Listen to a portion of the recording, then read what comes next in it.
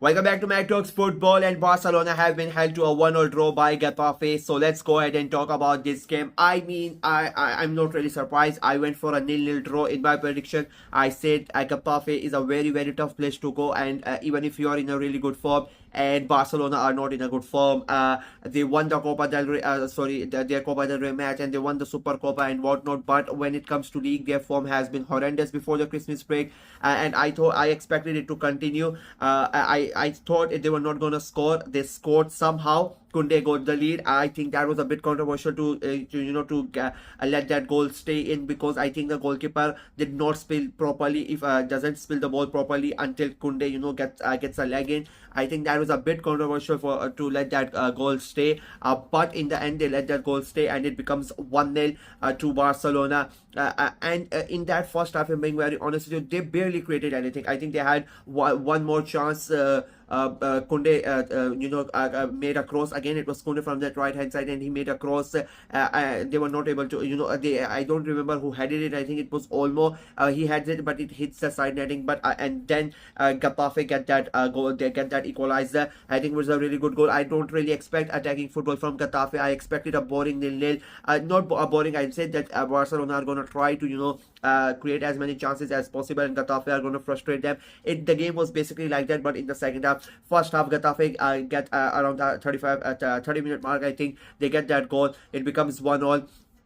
And when Getafe scored that goal, I think that woke Barcelona up. They were much more better. Robert Lewandowski, I mean, what that header. When he just before halftime he heads the ball in and nobody is able to connect it. How that does not happen, I have no idea. It remains 1-0. Second half comes in, and it was a different Barcelona that came out for the second half. They were brilliant. They were really good. They created so many chances. Lamine Yamal, again, I mean, he was spectacular performance from the young guy. Unfortunately for them, they were just not able to break down Getafe, and I think this is what I said. This is what I said in my prediction, that they are going to create so many chances. They are going to play really good football, and not that good football, but they are going to play good football. They're going to create so many chances, but Getafe are going to be stubborn. They are going to make sure that they don't concede, and that's what happened in the second half. I think the mindset was clear from Getafe that no matter what happens, I think they barely created anything in the second half. They did not, for I think for in 90% of the time they were in their own half. It was just Barcelona attacking and making sure, trying to get that winner. But Getafe hold on. They kept on, whether it was the goalkeeper, whether it was the defenders, whether it was the midfield. They just had one thing in their mind, and that was to block Barcelona, to frustrate Barcelona, and make them do mistakes. And it happened. There were 3 or 4 times where there were misplaced passes, where they could have easily made a right pass and they made the wrong pass, where they should have shot early, but they did not wait. They should not have shot, and they took the shot as well. So they really frustrated Barcelona, to be very honest with you, in that second half. And I think the bright spot for Barcelona in that game was Lamine Yamal. Apart from that, I don't think anything spectacular.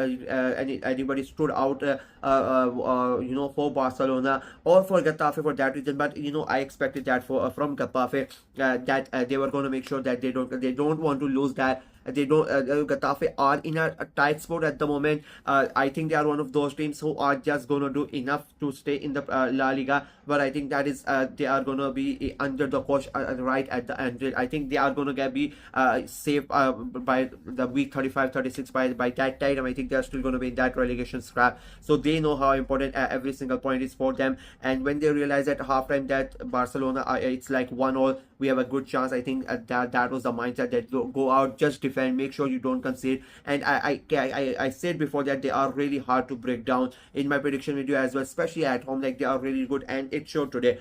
They needed something special, Barcelona. Unfortunately for them, nobody really stepped up apart from Lamine Yamal in that second half. Even though they created many chances, I don't think the chances that were created were anything dangerous. The saves that the goalkeeper made, you expect a goalkeeper who is playing in La Liga to make those saves. I mean, let's be very honest here. There was nothing special about those saves. Like, you would say, like, they were regular saves for a goalkeeper, at the highest level. So yeah, nothing really special by Barcelona. In the end, if I'm being very honest, it turned out to be a boring game. Like even though there were two goals, both were scrappy goals as well. The first one for Barcelona, the goalkeeper has a ball almost in hand. Kunde sort of takes the ball away from him, and the second goal from Getafe side as well. The goalkeeper saves the ball, saves the shot, and the ball somehow goes and hits the knee of the Getafe striker, and the ball rolls in, and it becomes 1-0. So the goals were not good. The performances, I mean, the style of play from both the teams were not that good. Of course, Barcelona played much better, but overall, I think it was not really good, and it's another 2 points drop for Getafe. It's a point gain. They would be really happy, and they would hope that the other results around them, go in their favor. But for Barcelona now, it is starting to become a really, really big problem. They are not able to win the games in the league whenever they play in the league. I think it's almost now or like 1.5 months, 2 months where they have not won a game. So that is a big problem for them. At the end of October, early November, everybody thought that it is Barcelona's league. They had like 9 point advantage over over Real Madrid, 12 point advantage over Atleti, and now they are nowhere to be seen. And you would have thought that seeing that Atletico Madrid lost their game early on against, that would have given them extra motivation, to win that game and catch them. But they came out, they were just as flat as before. They were just as bland as before. The excitement and the fun that Barcelona players were having and the Barcelona team showed early on in the season. And I remember I kept on saying that it feels like they are having fun. It feels like they are free. They have freedom outside when they are playing. And I said that it did not feel like that under Xavi in the second season. It felt like that under Xavi in the first season. In the second season, it felt like it was some sort of like a jailer sort of system. And unfortunately for Barcelona, it feels like it has returned to like that. The first 2-3 months were really great under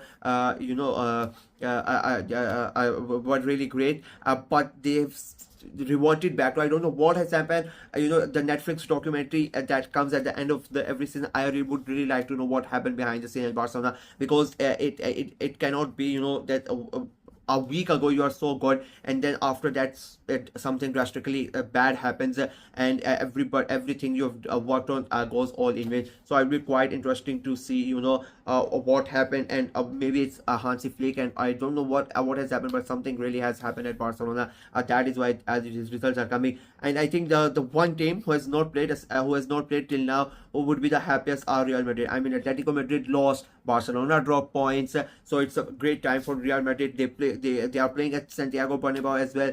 I think they are going to win. They win that. They go above Atletico Madrid. They take a 2 point lead from Atletico Madrid, and then they already are ahead of Barcelona, and they can extend their lead over Barcelona as well. So I think Madrid were the winners for Saturday. They did not even play, and they are the winners for Saturday. Barcelona, on the other hand, I think they need to wake up. Otherwise, it's going to, it's starting to become a problem, and it's going to be really late for them to come back into this title picture. So yeah, that's it from me in this video. Let me know what you guys thought of the game, what you guys thought of Barcelona's performance.